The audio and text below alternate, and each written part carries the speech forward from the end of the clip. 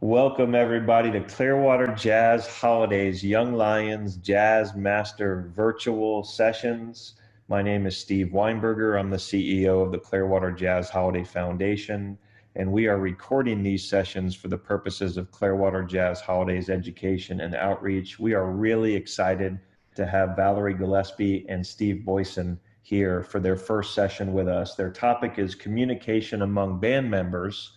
Participants are muted for the courtesy of this session.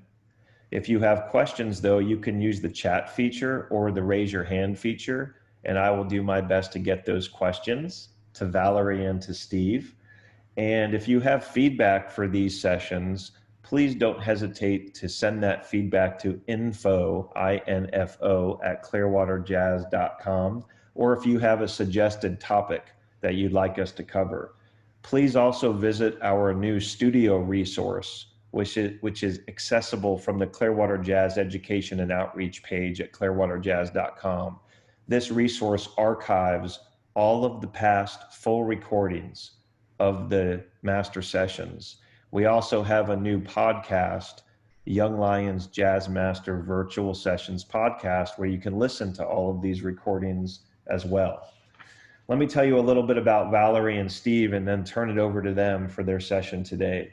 Valerie is an adjunct faculty member at the University of South Florida in Tampa, Southern College in Lakeland, and Hillsborough Community College in Tampa. She earned her BFA from Carnegie Mellon with a major in classical saxophone and her MM in jazz saxophone from the University of South Florida. She has played with national icons including Chick Corea, Bobby McFerrin, Rosemary Clooney, George Burns, Ben Vereen, Natalie Cole, Joan Rivers, Diana Ross, Ray Charles, and many more. She has had some exciting travels and performs regularly with the Chuck Owen Jazz Surge. Recently, Valerie has had the distinct honor of being the cover story and feature article in Saxophone Today magazine. Additionally, she leads her own jazz group that frequently performs in the Tampa Bay area and has produced numerous CDs in which she plays all of the saxophones, flutes, and clarinet, and also sings. Her most recent jazz CD, Lush Life, includes music by Chick Corea and Billy Strayhorn. She is also frequently the featured soloist with the Florida Orchestra and has performed at many jazz festivals, including the Suncoast Jazz Classic and the Clearwater Jazz Holiday. Steve Boisen has been performing throughout the Tampa Bay area for many years, playing both acoustic and electric bass with a wide variety of musical ensembles, from jazz combos and big bands to symphony orchestras and popular music groups.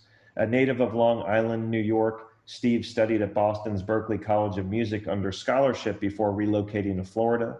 In addition to live performances, he is a frequent participant in recording sessions, and his bass work can be heard on a variety of local, national, and international releases.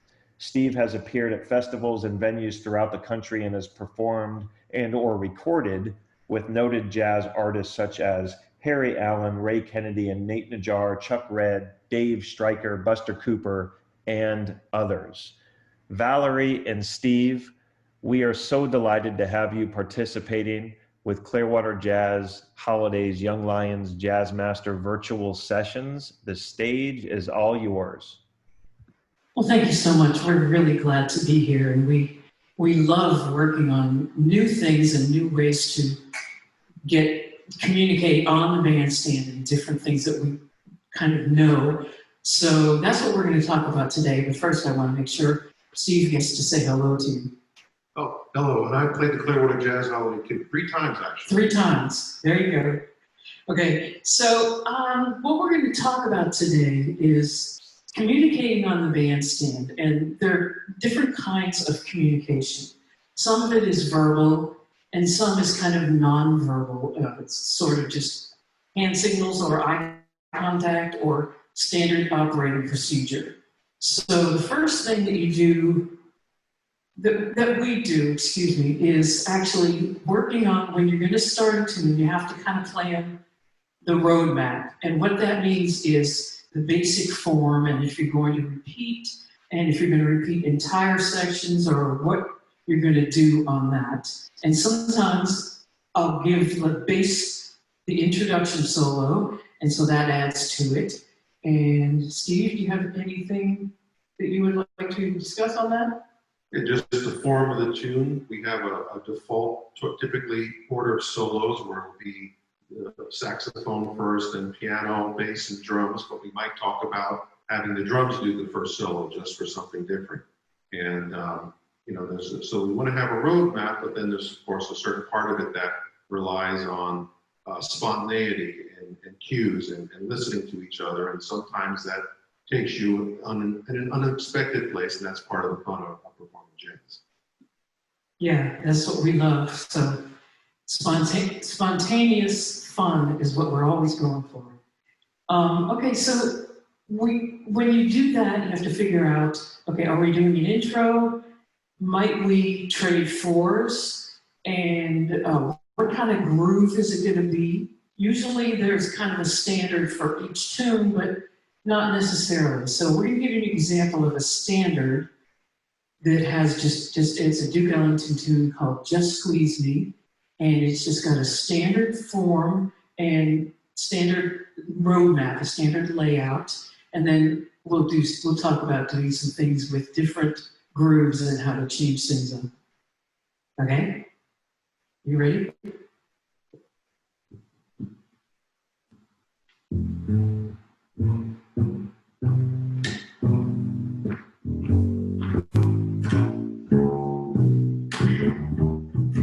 Treat me sweet and gentle when you hold me tight. Just squeeze me, but please don't tease me. I get sentimental when we kiss goodnight. Just squeeze me, but please don't tease me. Missing you since you went away, singing the blues most every day, counting the nights and longing for you. I'm in the mood to let you know I really love you so. Please say you love me too. When I get that feeling, I'm in ecstasy. Just squeeze me, but please don't tease me.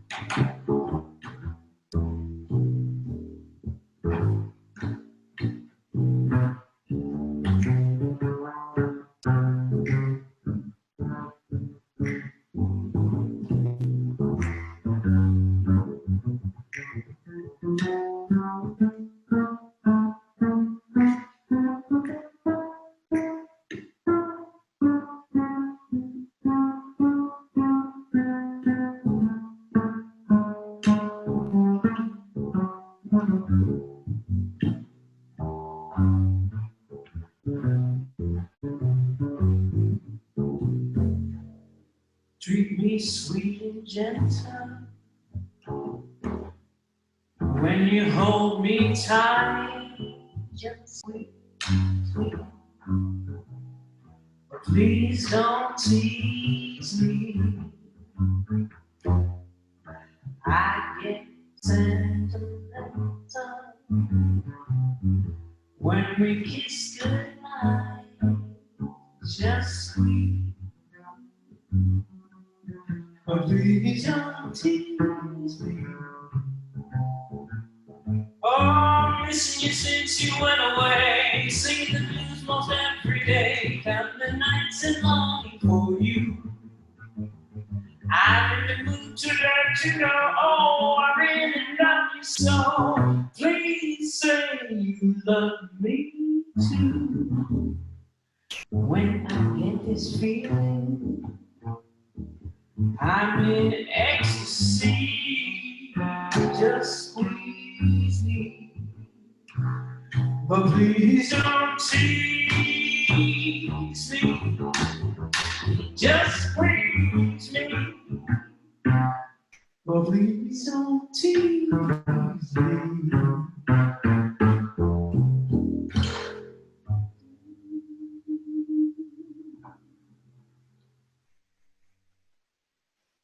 Thank you. That's Steve Boisen on the bass, and I really love the groove on that, and I love that we kept it in that groove. There are certain songs that it just seems like you need to, they speak the best when you use a traditional form and traditional groove. Would you agree? Yes, especially that one, which has that slow swing kind of feel. It just kind of suits the melody. So. Very soothing, right? Okay, so one of the things that you have to think about, if you've got a chick singer, and I'm the chick singer, and the funny thing about me is I don't sing anything where normal chicks would sing, and I don't mean chicks in a negative way. That's kind of a jazz term. Young ladies or old ladies. But I don't do anything where normal people would do it. I do everything about an interval of about a fourth lower. So you have to, if you've got a singer in the band, you need to make sure that you're confirming with the singer what song you're going to do, what key you're going to do the tune in, excuse me. All right, and then you also want to think about what kind of groove. Now, the next tune that we like to do is called Round Midnight, Thelonious Monk, and I happen to sing it in the original key, so that's kind of unusual. That has never happened before. So that's because it's an instrumental. Yes, exactly. If it were a vocal song, I'd be like, you guys mind doing this a fourth down? So we're going to do it around midnight, but we're going to do like a funky groove. And sometimes what I'll do is I'll turn to Steve and I'll sing kind of that groove, and I'll say kind of funk it, and I'll go do bo bo bo bo bo bo.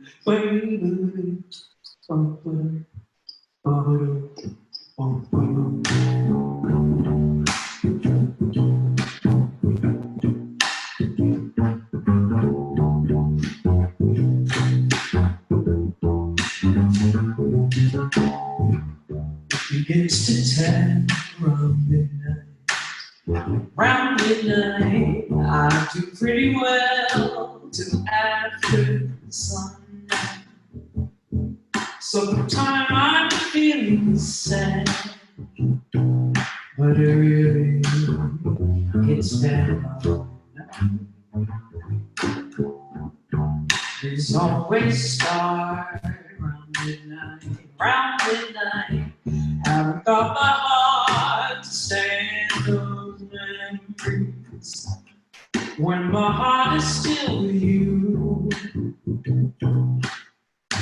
And on midnight there's a tune. When a quarrel we've had needs mending, doesn't mean that our love is ending. Darling, I need you Lately I find you're out of my arms and I'm out of my mind. Let our love take wings, round midnight, round midnight. Let the angels sing for your return. Let our love be safe and sound. Midnight comes around.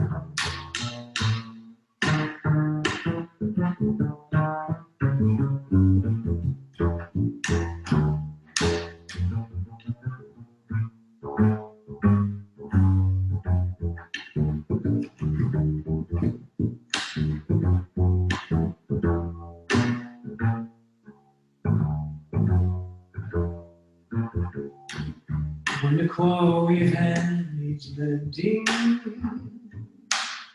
does it mean that our love is ending?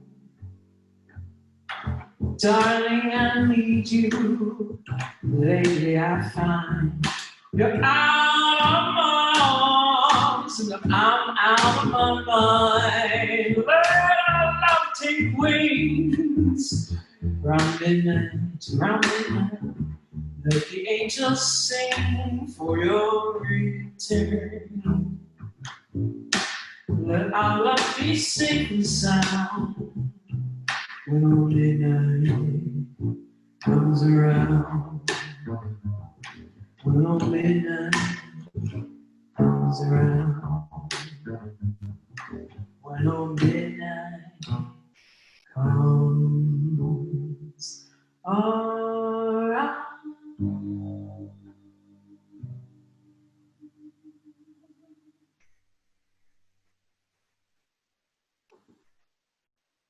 So you see what we did there, we just kind of changed the groove up and it really kind of breathes new life into a song that everyone has heard done as a ballad so many times. And we have fun with that. Now Steve plays electric bass as well, and he probably would rather have felt like it was hipper on electric bass, but I think he's incredibly hip on upright. So I don't think he needs to have two basses here. No. No? Okay. Well, sometimes it's fun to play something that's a funky thing you particularly wouldn't associate with this instrument. It's kind of fun to try to interpret it that way. So I enjoy doing that. And it is less stuff to carry. Yeah, that's pretty big to carry though. All right, well, so one of the things that we're talking about is having a singer. And it's sometimes when you have a singer, say for example on a Dixieland band or something, the singer won't even sing the melody until after someone has played the head or the melody and people have soloed, and then on the out, sometimes the singer will play the melody. So you kind of have to discuss that. Steve plays in a group called Jazz Fools with Jay Lehman, and I sometimes play with him in there as well. And that often happens. They'll do that and might even make it into a medley. And so you really only hear the melody of the song one time toward the end, and then they switch to the next song, and you go into the melody at the end as well. So anything else you can think of, Steve, that is different about playing in a Dixieland? Well, I think in those settings, but also in most settings, one thing about working with a singer is the cues that you give. Like on the first song, we gave a cue to go up, which I knew meant that we were going to do an extended turnaround. So it's kind of like it was going to be a tag at the end of the song. And another cue you might give is to stretch it out, which means that at the end of the song, we're going to take the last turnaround that ends the song, the last few four chords, and we're going to stretch it out and play them twice as long. So we have to be all cognizant and watching you for that so that we know the ending is coming. And I think I mentioned on our last gig that there were some songs where you shouldn't extend it because we had a set arrangement and an ending. So I said, oh, in those songs, make sure you just sing the melody straight and don't stretch it out. Right. Because then the band won't follow you. Right, exactly. It's not that they couldn't, but it's just if everyone's not thinking on the same lines. There are some things that are standard procedure, and so you just kind of know, like, would you do two endings? Would you do an Ellington ending and then a bassy ending? Okay, well, an Ellington ending is called that because it's the ending that's typically played on a satin doll or take the A train.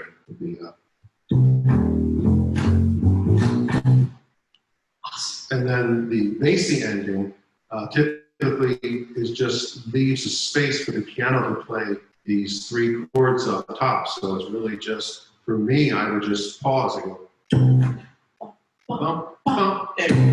Perfect. And I always tease people if they play a Duke Ellington ending on account bassy song or vice versa, because it seems like you need to play the ending of the guy who wrote the song. Yeah, absolutely. But the most common is going to be that Ellington ending, which I'll play a couple of variations. So so I'm not doing a cliche, I might go or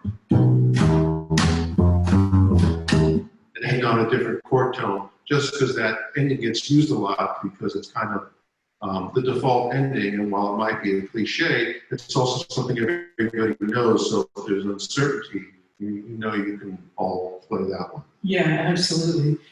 Another thing that just kind of popped into my head is sometimes you have to be listening to the bass player and the keyboard player. If they're doing a substitute chord, you might want to try to follow that.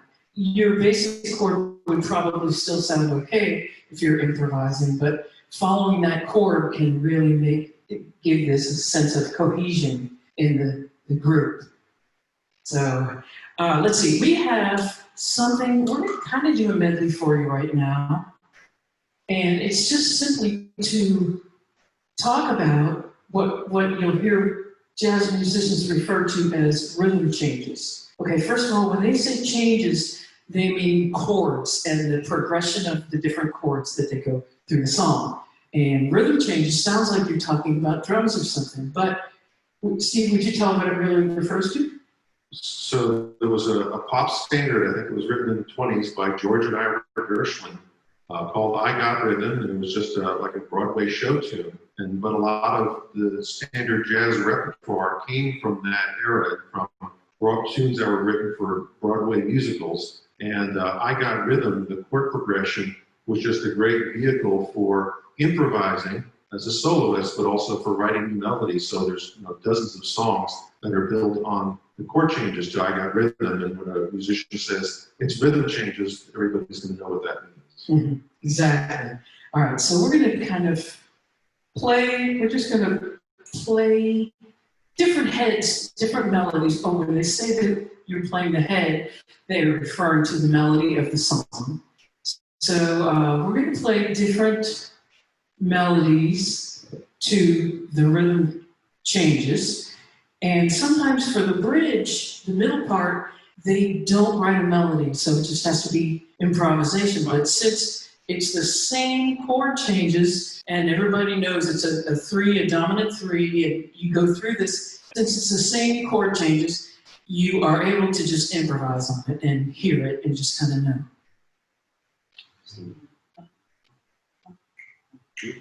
Yeah.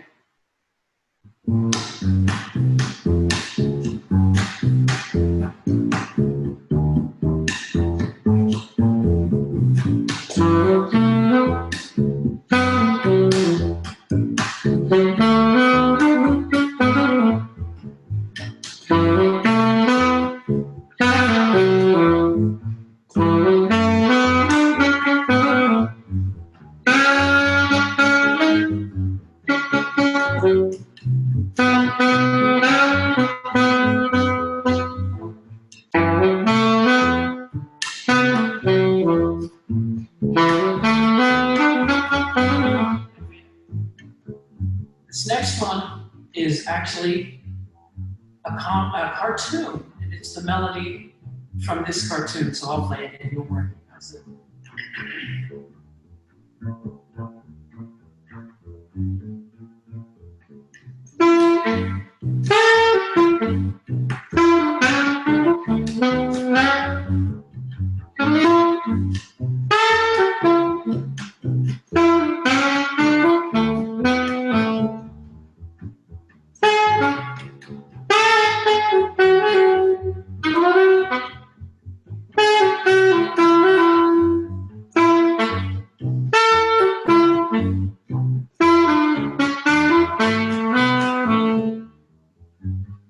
next one is a tune, I believe Charlie Parker wrote it, and it's called Anthropology, but it has the same basic chord changes. So we're going to play that for you now.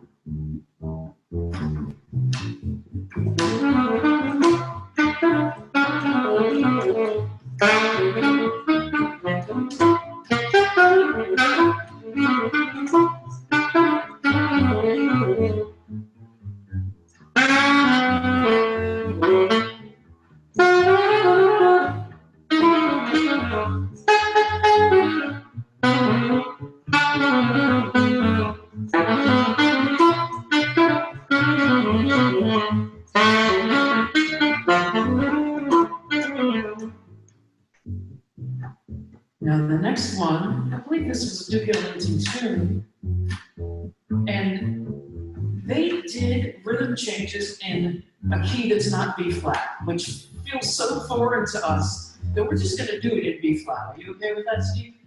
I'm very pleased. He's pleased to hear, because the song originally was in A flat, but used the same progression intervals.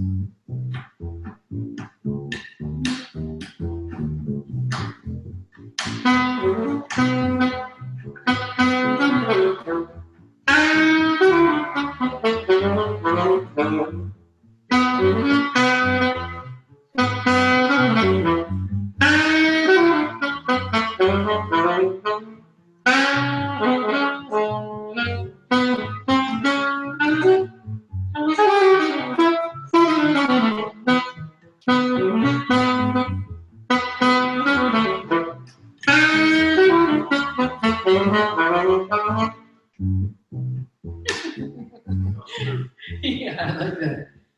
Okay, and this last one is a tune called Lester Leaps In. Did Sonny Rollins write this? I'm not sure. Then don't quote me on that. I believe Sonny Rollins wrote it. And it's called Lester Leaps In.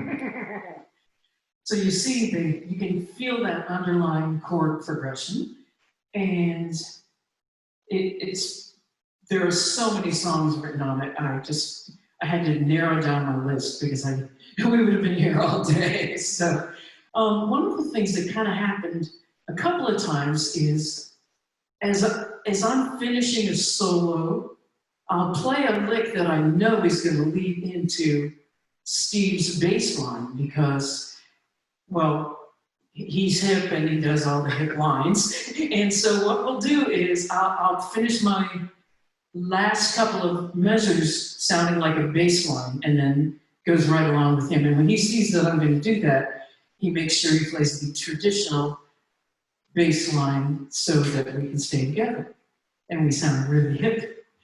So that was fun. And it also happened in this last song when we were finishing, we kind of did some things that were completely unplanned, but because we're really listening and in tune to each other's psyche, then we really kind of catch on to those things, and it's really fun. Sometimes you'll see a musician up on stage just having the time of his life, and he'll look at somebody else and just be grinning, and it's because we're geeks, and we love when it's kind of serendipity, when things happen automatically that you don't even plan, but it comes out, and it comes out just so cool. We'll be laughing up on stage.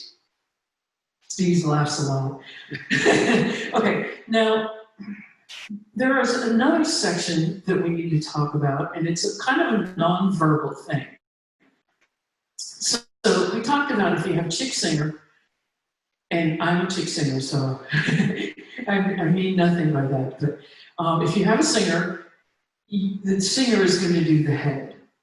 But if you don't have a singer, you need to figure out if the horn player is going to do the melody. And if you have two horn players, very likely they won't do a unison line on the melody, because through the years, different players have learned different songs with slightly different rhythms. And so they find that it really just kind of, it doesn't line up and it makes it feel disjunct.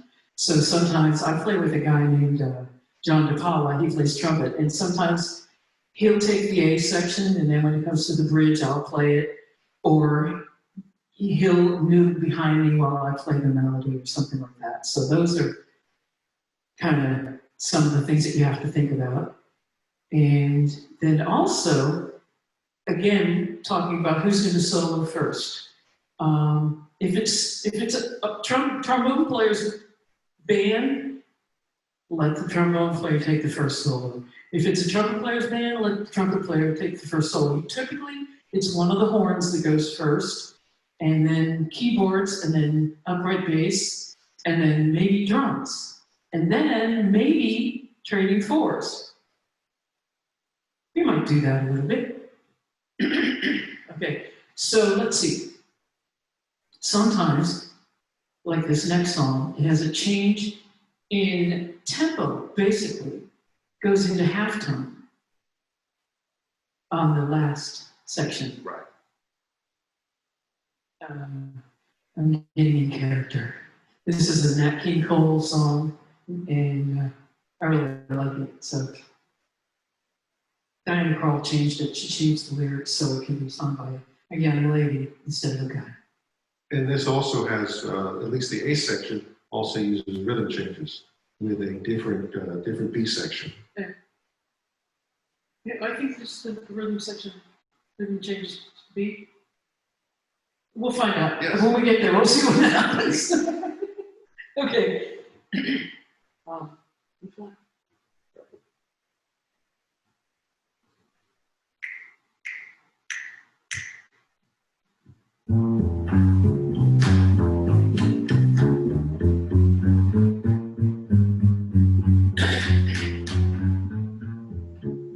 If you want to ride tea, take a tip.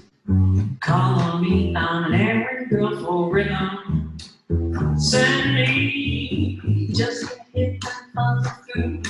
I'll deliver straight to you, I'm an errand girl for rhythm. Send me, you can always find me down in Smoky Joe's. That's where all the hip and groovy people go. If you want variety, take a tip and call on me. I'm an errand girl for rhythm. Send me.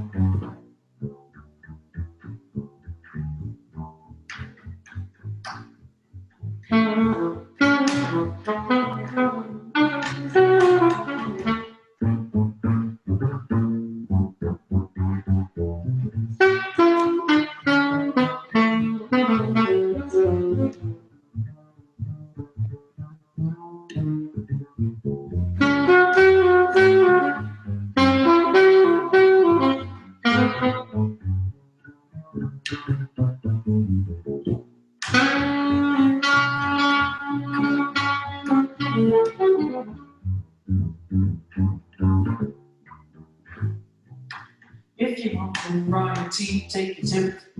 Call on me, I'm an errand girl for rhythm. Send me, just get hip and follow through. I'll deliver straight to you, I'm an errand girl for rhythm.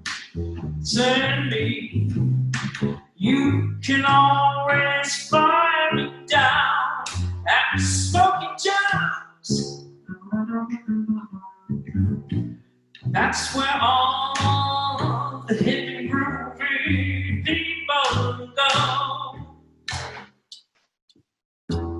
If you want variety, take a tip and call on me. I'm an errand girl for rhythm. Send me.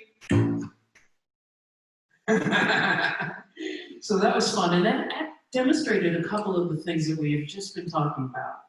We traded fours, and when we trade the fours, Steve he used to do double duty because he has to be playing the groove behind me, and then when it's his time for the fours, he has to go seamlessly into his solo. There's a little section, and then he has to seamlessly transition back to playing the bass line, walking bass, so that I can do mine.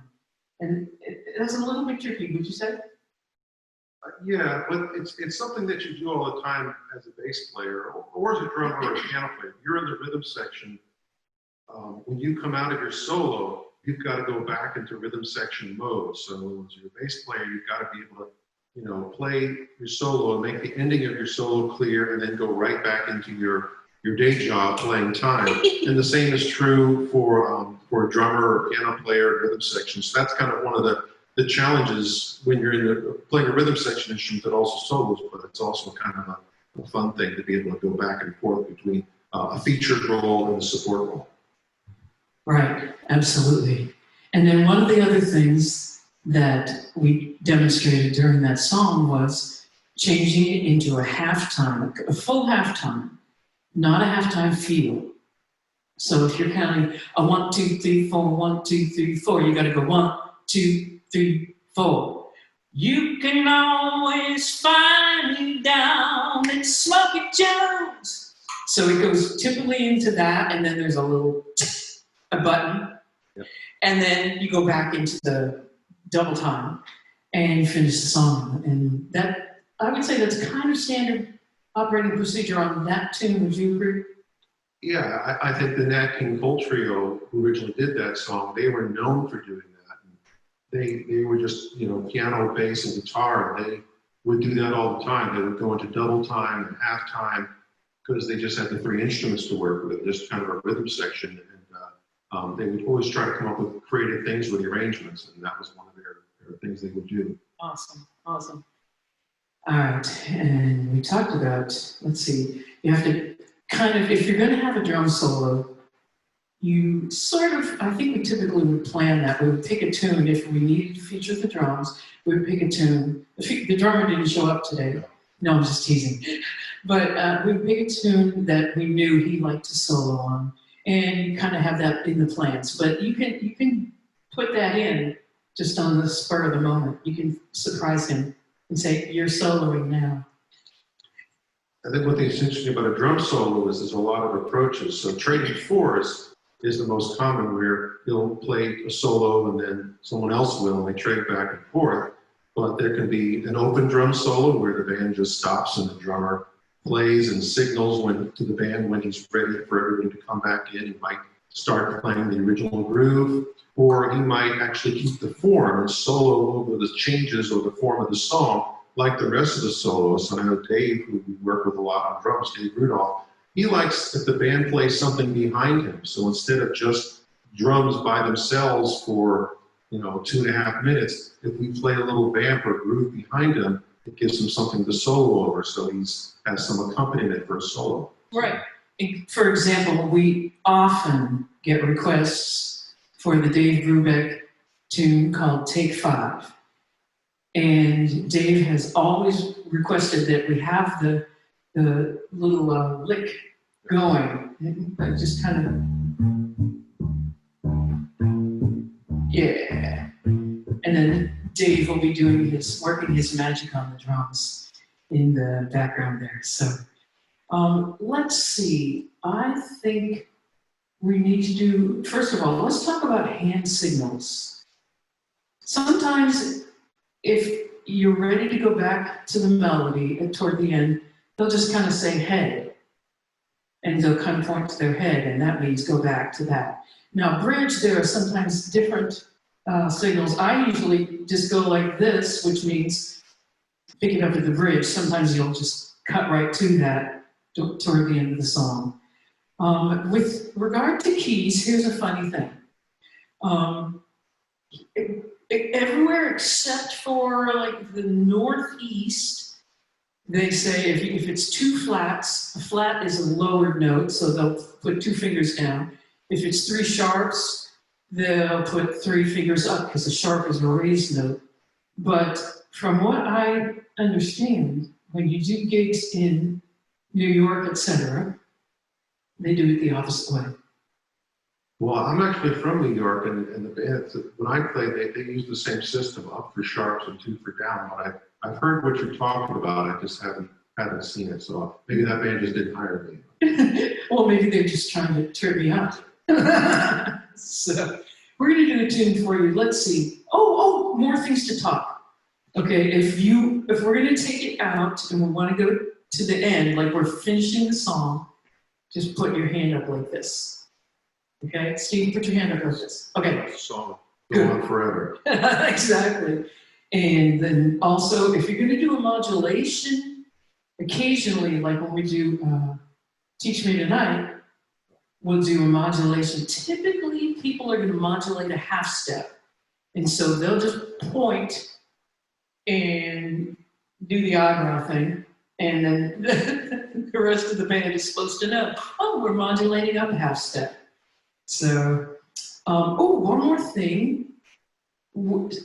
Often when you trade fours, you do it with a horn player, drums, another instrument, drums. But sometimes what they do, and especially they did this, I don't know, earlier, before we were born, and they would just, the rhythm section would just keep playing, and the horn players would go back and forth, and they'd do 4, 4, 4, and then maybe 2, 2, 2, 2, and then they Dizzy Gillespie did that a lot, and it was just a different way to do some trading and some communicating.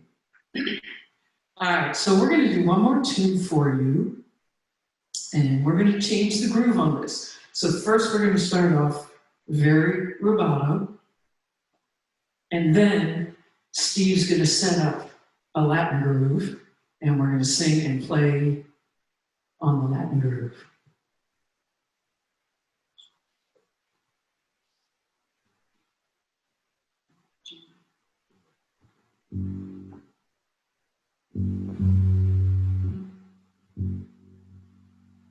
The only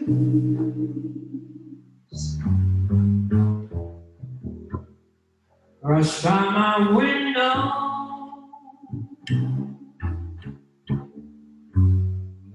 the autumn leaves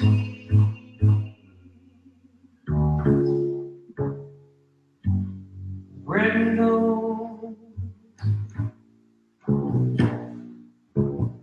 I see your face, the summer kisses,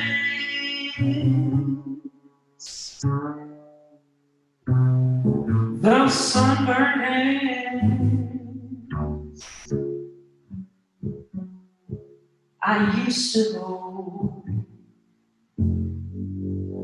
since you went.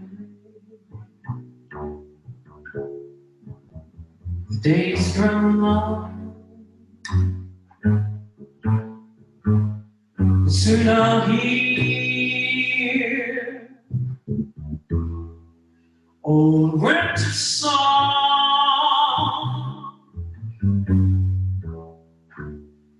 and I miss you most of all, my darling.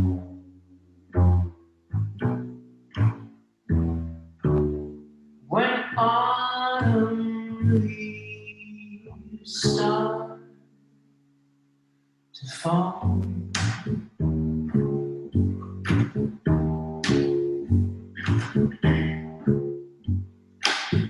The autumn leaves rush by my window. The autumn leaves are red and gold. I see your face, summer kisses, those summer hands I used to hold. Since you went away, the days grow long. Soon I'll hear a winter song, but I miss you most of all, my darling, when autumn leaves start to fall.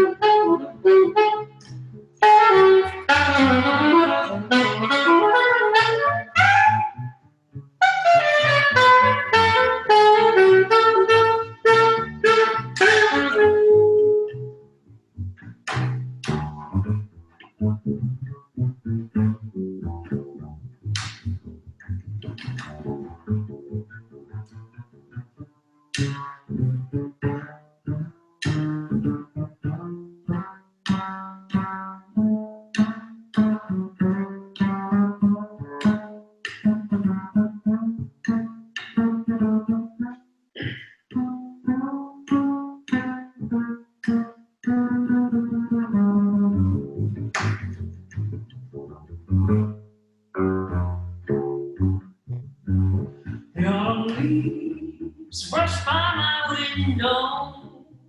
The autumn leaves are red and gold. I see your face, the summer kisses, those summer hands I used to hold. Since you went away, the days grow long. Soon I'll hear a winter song, and I miss you most of all, my darling, when autumn leaves start to fall. When autumn leaves start to fall. When autumn leaves start to fall.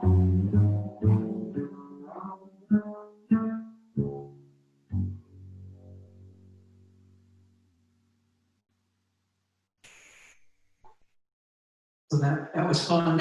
We had a good time doing that. And a couple of things, I wanted to do a tag, and we didn't discuss what a tag is. Usually it's like the last 4 bars of a song that you may do 2 extra times. So you play the original one and 2 extra. And what we've done is I kind of look at Steve, and he knows that we want to do the last one with a retard in there. So we slow it down, and that makes it feel more fun. So, you have anything with regard to that? Just certain songs, there's kind of standard practice of where the tag is. So that was like a 4-bar tag. Some songs you do an 8-bar tag, and some songs you would stretch out the tag and repeat it. I remember one time when a very good young saxophone player sat in with the band I was with, and we were playing There Will Never Be Another You, and that song typically tags 3 times before it ends. And when he played the last melody, he never played the tag. And the song kept going on and on. Because he didn't know. So I had to cue the rhythm section to stop, because he never signaled us for the ending by playing the tag, because he was not that experienced. He didn't know that he has to tell us the ending's coming, because he plays the melody and he signals the tag. And that's a perfect example of why you shouldn't just strictly learn your jazz in the practice room with like Jamie Aebersold play-alongs. You need to go to jam sessions, and you need to play with, I'll say older players, but really just players who are show-wise, and they know the ins and outs, and they'll kind of give you, eye contact or something when something is going to add. And so you just need to get that experience as well as doing your which on the technique and how hip you are. So, anything else, Steve? No, Vic? I noticed that the protocol for how some songs are played is a regional thing. So the way I play things in New York, or I went to school in Boston, players down here play things differently. So there's even regional differences. And then sometimes you mentioned the Jamie Aebersold, I get those play-alongs. I sometimes will play along with those myself, especially now I'm not playing as many gigs. I find that a lot of times those are good recordings, but they don't reflect how the songs are played on the bandstand. And they have unusual choices and arrangements and endings that you wouldn't normally find, or at least I haven't in my experience. Maybe it's different where they recorded those at Jamie Aebersold's studio. Exactly. And I do a series called Sofa Songs, and I play with my computer because it's just me by myself. So I put the iReel app on my computer and I play them. The trouble with iReel app is it doesn't have any intros, which we're used to that, and it doesn't have any tags at the end or anything like that. So it all feels very abrupt. Now for me, I don't love that aspect of it, but this has been a really good learning and stretching experience for me. I just go in, I play the song, and then I put it on the internet. And I don't let myself go back and listen and say, oh, I didn't like that, or, I sounded bad there. Just, if somebody came up and asked for a song, you would play it. So this is that type of thing where I just sit down and I play a song, and then I post it. So that's one of the things that's really fun, but it does lack the intros and endings that we all kind of know. So, and you can't do any rubato or a little bit of a guitar or whatever. So, well, I think that's about all we have for today, unless there are any questions. Just let us know. But other than that, we want to thank you so much for having us here today. And on behalf of Steve Boisen and myself, Valerie Gillespie, we thank you so much, and we hope to see you out supporting live music. God bless you all. Bye-bye. For sure. Hey, Valerie, so that was such a wonderful session. We were so happy to have you and Steve with us as part of these sessions. I do have a question for you. Part of the Clearwater Jazz Holiday Education and Outreach programs includes a program called Give Them a Stage. We work really hard to create performance opportunities for young jazz students and musicians that we support, and also to, as you alluded to, connect them with opportunities to play with more established or advanced players, because that's so important. So what happens within that program is you have students that are not used to having any kind of formal gig or a performance opportunity, and these are first times for them. And so do you or Steve have any advice for those students who would be performing in a formal setting for the first time, of what they could do to really work on establishing good communication habits with people that are new to performing, that they are new to performing with, or any advice as to positioning within the ensemble? You have something, Steve? I think it's important that you learn as many songs as you can from the standard jazz repertoire, but be flexible. Like, you might be familiar with an arrangement you did with your high school big band, which is fine if you're playing that arrangement, but if you're on a jam session, what you think you know isn't necessarily what you're going to wind up playing. So if there's a song you know, listen, try to find original recordings. Now it's easy to find them on YouTube and Spotify and Wikipedia, and look and see who did the original record. It's interesting to go back and hear how it's commonly performed. And you'll find that certain songs have intros, like if you listen to All the Things You Are, and you'll learn the intro that Charlie Parker did. Most people, not everybody play it that way. So you've got to know that song, but you've got to know that intro in case it's called. So I think familiarizing yourself with different ways songs are played, and then sometimes even the chord progressions, there's a couple of different variations. I know in the rhythm section, You know, there's some songs that are always played the same way, and there are a couple songs that, you know, there's a few different varieties depending on, there's the Miles Davis version as opposed to the John Coltrane version or whatever, and you have to be open to that. And a lot of times you'll learn, you'll listen to a piano player and you'll say, hey, what were those chord changes? And you get, you know, it's like, oh, I never thought about playing it that way. And the idea is that gives the soloists more material or interesting harmonies to get ideas from. So that would be one thing I would say, learn different versions of songs from the standard jazz repertoire, then listen for how other people play it and learn some of the varieties. Well, I have a couple of things that I learned when I was very young. I started playing gigs very young, and I played with experienced players. And one time I was playing, it was one of my first gigs ever, I was playing with an organ player who was used to playing by himself. And he would call a tune, and I have been blessed with a good ear, so if I'd heard the tune, I could typically play it. And so I would play the main melody, but when it comes to the bridge, sometimes I didn't know what the melody did there, because when you practice a typical song, you're going to do the melody, melody, bridge, melody. So you got 3 times of practicing for the melody and only 1 time for the bridge.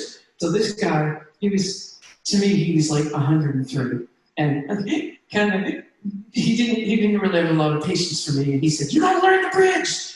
And my feelings were hurt, but he was right, because you have to know that stuff. And then with regard to soloing, I was on a gig and I was doing a solo, and then it came to the bridge, and so I gave it to the guitar player. And then when it came to the next A section, I just let him keep playing. And he was very cool about it. And then afterward, he said to me, typically, the different player will just play the bridge, and then the original player will come in and play the ending section. And he was really nice, and people were really wonderful about that. And I'm sure that there are a lot of people out there like Steve and me who love to help. I love that. You know, you get kids to come and sit in on your gigs, and they sound fabulous, and they feel good, and you feel good because you remember when you were there. So that's the long answer.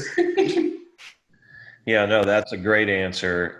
We really look forward to having both of you hopefully continuing to work with us in the future with these sessions. I know Valerie's going to be back with us on July 29th for a topic called First Time Improvisation on Saxophone. We're really looking forward to that. But if everybody can visit the Clearwater Jazz Education and Outreach page, you'll see all the upcoming sessions and all the wonderful educators and musicians that are participating.